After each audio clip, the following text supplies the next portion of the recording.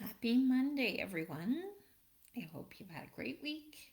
It's been a bit snowy, not too spring like weather here in Kimberley, but we are getting closer to painting on the deck soon. I'm planning a plein air 10-minute Monday art lecture or art chat.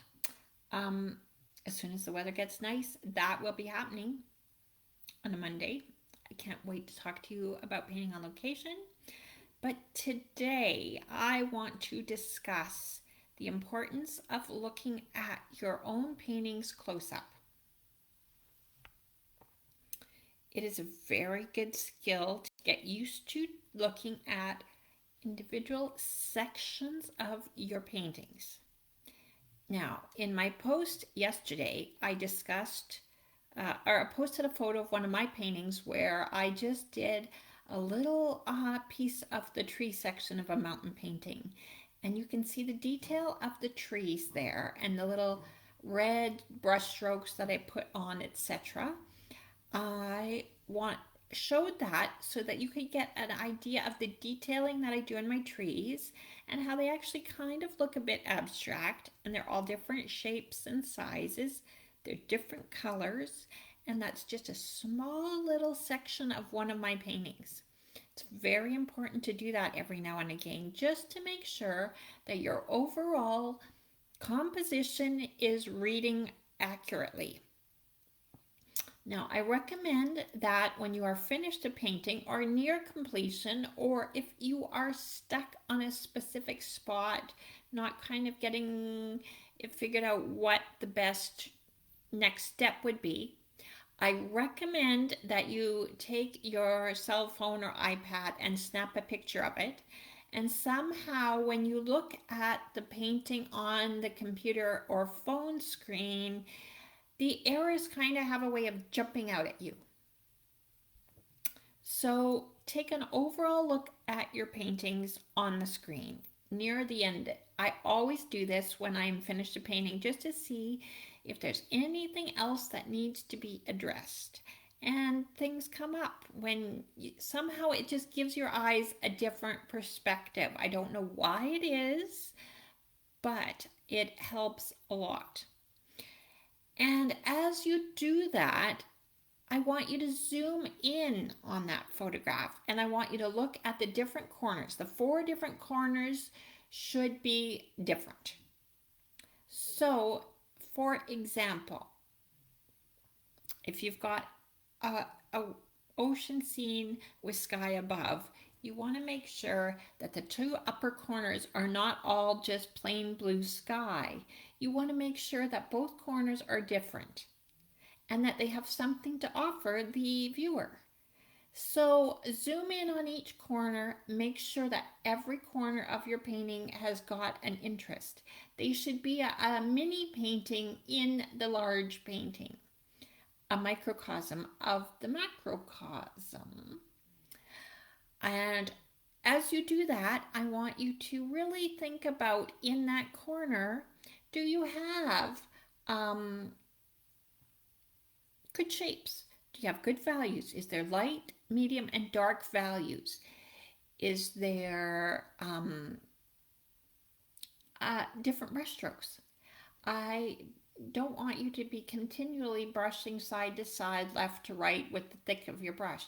Turn your brush that way and draw that way. Do some up and down, do some on an angle, do some short brush strokes, do some long sweeping brush strokes. And of course, I want you to remember how to hold your brush. You are not drawing a picture here, you are painting a picture. So you're going to hold it back here, you're going to turn your brush. Some are going to be on an angle, some are going to be straight, some are going to be thick, some are going to be thin, those strokes. So do not forget, in each of those close-up photos of your painting, you are going to have a variety of brush strokes, a variety of colors.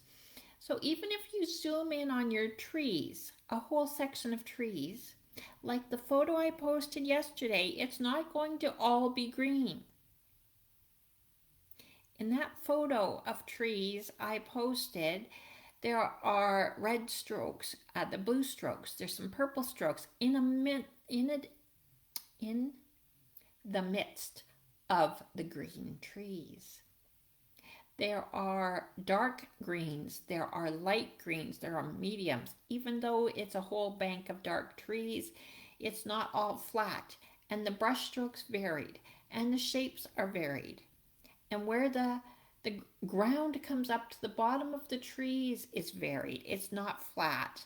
Even when you're doing a flat surface where it's just a bank of trees and it looks flat, Mother Nature's never completely got straight lines. Very rarely. Very rarely, unless it's water. A bank of water doesn't like jump up and down unless it's a wave or very windy or very rough water. But I digress. That's not what we're talking about here today. I just really want you to be able to focus in on the details of your painting. Zoom in on your computer screen is going to give you the best view of this. So I really think it's an important part of the process. What else do I, and the shapes. That's part of the straight line thing that I was just talking about. You want to have a variety of shapes. You want some shapes to be more dominant than the other. And of course, you want to have some larger than others. Perhaps your sky will be more dominant than your earth, or your ocean more dominant than your sky, or your trees more dominant than your mountain, or your mountain more dominant. Pick and choose what's the painting is about and really go from there.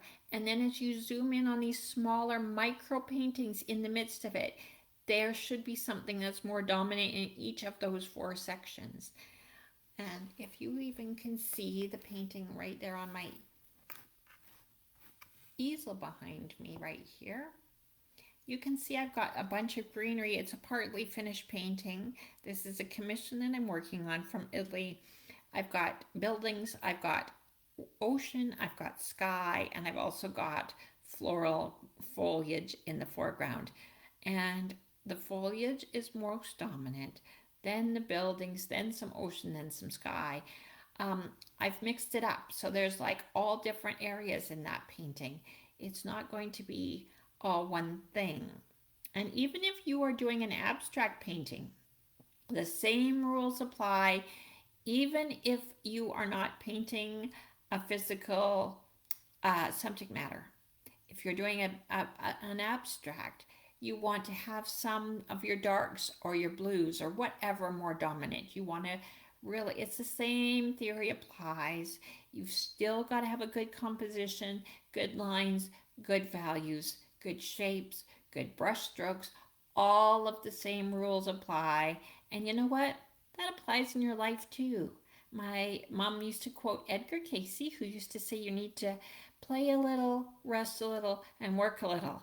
And if you, don't have a mix of them all, then, life is not so great. So keep that in mind. What else did I want to tell you about? Warm, cools, good shapes, alternate. Yeah, that's pretty much it. So I hope that will give you a little perspective on your own work.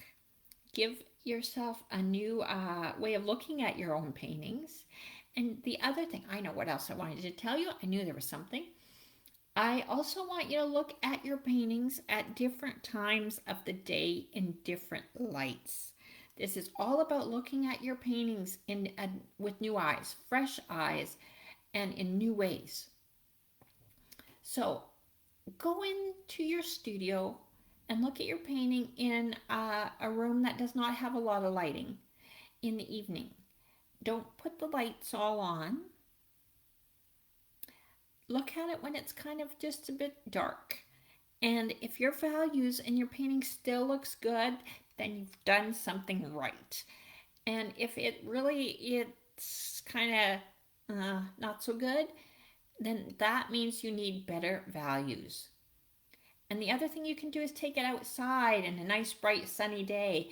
And that will also show you how good things can look. I'm asking you today to look at your paintings in new ways. Little bits, little spots, little corners, little sections. Look at it on your computer screen. Look at it in the dark. Look at it outside. Look at it, when it's dull, cloudy day. Look at it in your studio when it's sunny. Just new perspectives is what it's all about today, all right? So let me know how that works for you. And I hope you have good success. I hope you see things in a new way. Bye for now, everyone. Have a great week, and we'll see you at the same time, same place next week. Bye.